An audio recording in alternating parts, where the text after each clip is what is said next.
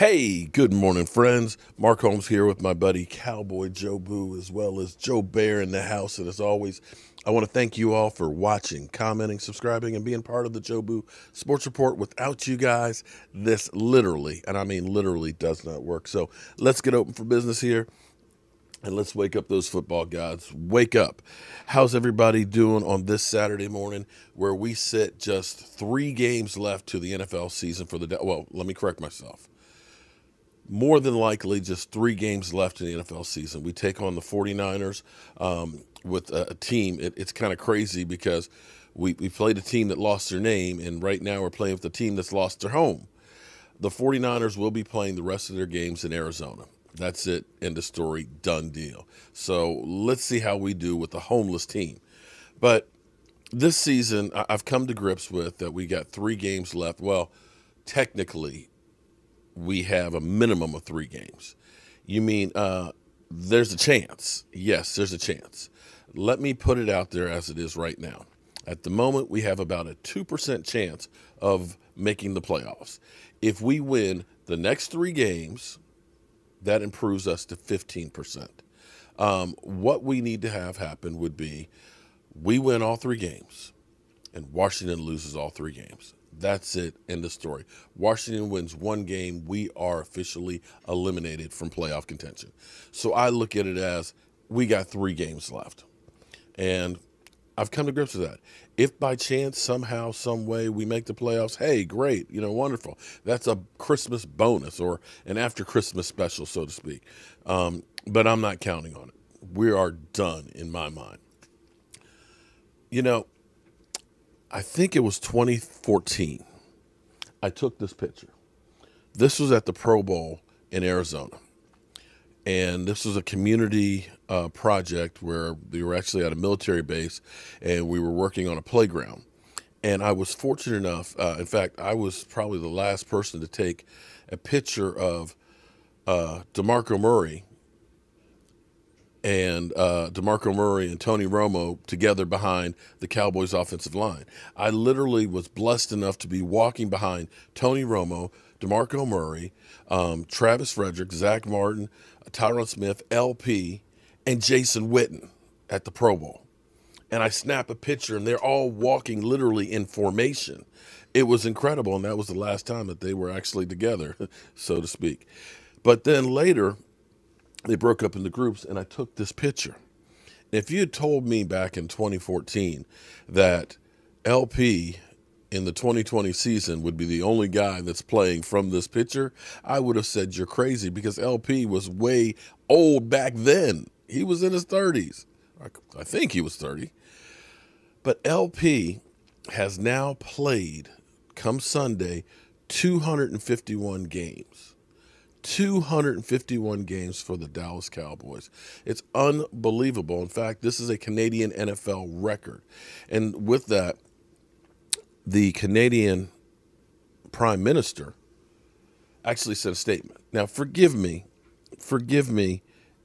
when I say his name wrong, okay? I'm a name butcher. You can send me how to say it phonetically. I still can't get it, okay? It's just one of those things that I apologize for. I just can't do it. Okay, it's just me.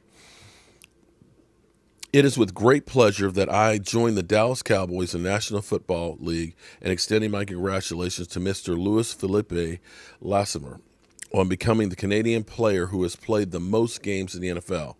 Mr. Lassiter's NFL career is both inspiring and remarkable, and it is built on perseverance and determination on and off the field. His unwavering commitment to working with charity organizations such as the Parker County Center of Hope to empower the lives of many individuals and part of enduring legacy. As one of the most prolific Canadian football players in NFL history, Mr. Lassiter has exemplified confidence and passion as he reaches this incredible milestone of 251 games played in his illustrious career. Canadians are immensely proud of the brilliance and the skill that he has displayed over the years. On behalf of Canadians and fans around the world, I am pleased to congratulate Mr. I'm going to say LP on his well-deserved recognition. Please accept my warmest welcome and best wishes for a memorable celebration. That's pretty cool. That's really cool when you get the Canadian Prime Minister to literally shout you out. So congratulations to LP for being here and playing so long. It's an amazing feat. I just can't put it any other way. As we look at this picture here and think about what is missing on our offensive line right now, you could add to this Lyle Collins, who's also not there, which is 4 guys that were starters on that offensive line that are not there right now. And we look at Zeke Elliott, and Zeke Elliott, rightly or wrongly, has gotten a lot of criticism. You know, when you're getting paid like the man, people expect you to be the man. But when you look at this firepower right here, these Pro Bowlers that aren't there on the offensive line, and if you really study the game and you look at the play on the field, the holes aren't there the way they should be or the way they used to be. If you put Emmitt Smith behind the line we have during his heyday, Emmitt Smith is not the career leading rusher. He's not. You got to have skill, but you also have to have a place to go with it. And many, many times I have seen literally he's smothered in the backfield. So I'm not going to put everything on Zeke Elliott. But we've heard when I woke up this morning and I'm going through and, you know, checking my notes and stuff, I was going through the Facebook, and I kept coming across, you know, rumors of Zeke Elliott being traded to New York, you know, trade Zeke Elliott.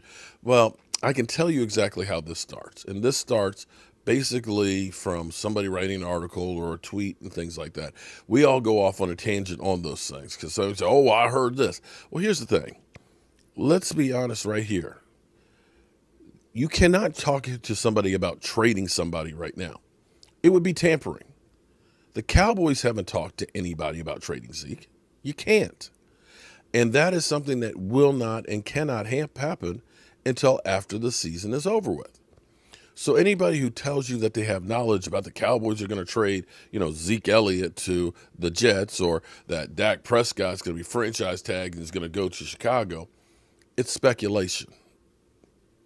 I even dare say that Mike Nolan being released, I find that one, unless, yeah, to me would be kind of crazy to say that Mike Nolan's going to be released at the end of the season. If you're going to do that, you just release him now. It's like, if you don't believe in what he's doing and you know that that's not the direction you want to go, why keep him in place? Why not start the process and see if there's somebody on your roster who can take over for the duties and start turning things around? You start working now to get ahead. So that, I think, is speculation as well. But I can tell you exactly where the article, where it came from, and that was from an article from Bleacher Report. Bleacher Report came through, and they had, and I tried to find it this morning, but I couldn't find it. They had like 5 players that should be traded in the offseason. One of them was Zach Ertz, I think, traded to maybe Chicago or Miami. I can't remember. But they talked about the Cowboys should trade Zeke Elliott to the New York Jets. And the reason they put it is because the Jets will be drafting quarterback, you know, Trevor Lawrence maybe, and if Trevor Lawrence decides he actually wants to play for them, if you get him, you're going to want a workhorse back that you can kind of run and run and run till the quarterback gets his feet wet. And that the Dallas Cowboys would be, you know, would be more than willing to trade him to do that. And as far as the Jets, they've got more cap space than anybody else. So that's where the rumor started.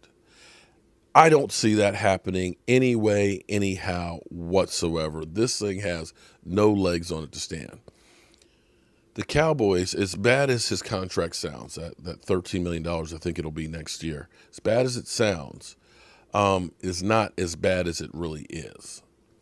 And if the Cowboys get back Zach Martin, Tyron Smith, and get Lyle Collins, you know, have these younger players that are coached up, that play, you know, better, Tyler Badass and things, Connor McGovern, they start opening up holes. You will still need Zeke Elliott to pound that ball. Tony Pollard is a great complimentary back, but I'm not sure that I'm ready for him to be the full-time back. I don't think that he'll be able to hold up. And that's where I think that the Cowboys will get themselves together. And I think more than anything else, when you have a season that's like this, we tend to overreact to everything that happens. When you think of where we were, because this feels like deja vu, in 2014, we were the catch, no catch away from being in the NFC Championship game. We lose Tony Romo. We win one game without him. We win 4 games on the season. And you looked at that and said, damn, our team is garbage. But in the same way, they turned it around having Dak Prescott coming in the next year. I look at this team rebounding the same way as well. They have the basic pieces that are there for that offense to be rocking and rolling. We know the offense can be rocking and rolling. We just now have to focus on getting that defense. It doesn't have to be the 85 Bears. If we can get an average to above average offense with having a 4-play schedule, with having the plethora of draft picks that we have, this team will turn around immensely. And once you get Dak Prescott back in here, because here's the other problem for Zeke. His numbers are down because the quarterbacks don't scare you. The reason why everybody was feasting on this offense was because everybody could kill you on this offense. If you put 8 men in the box with Zeke Elliott, you're going to get beat by the wide receivers. You can't say that now with Andy Dalton. You can't. And if you decided to try and shut down Amari Cooper, you're going to get CeeDee Lamb in the slot. If you get those two, then you still got Michael Gallup on the outside. Or you even get beat up by the tight ends. And then you get Zeke. So this offense works by death of 1,000 cuts, as I call it. So don't panic. Don't think we got to trade Zeke Elliott. You know, the bigger question is why are we continuing to play Zeke right now? If Zeke is questionable with this injury on a season that we don't have really any chance of making the playoffs, why don't we just shut him down and get him as healthy as possible for next year? A running back only has so many hits in his body. Why waste them on the next 3 games in a meaningless season? All right, y'all. I got some work to do. I got to get up here and get Aurora's rack done so we can get that thing in the mail. And got to get ready for game day tomorrow. Tomorrow we'll be live streaming all 3 time slots because we've got the Cowboys, we got the Eagles, we got Washington, and then the Giants at Sunday night. It's going to be a long day, so I'm going to make sure that I'm ready to bring it to you. I'll see you guys soon.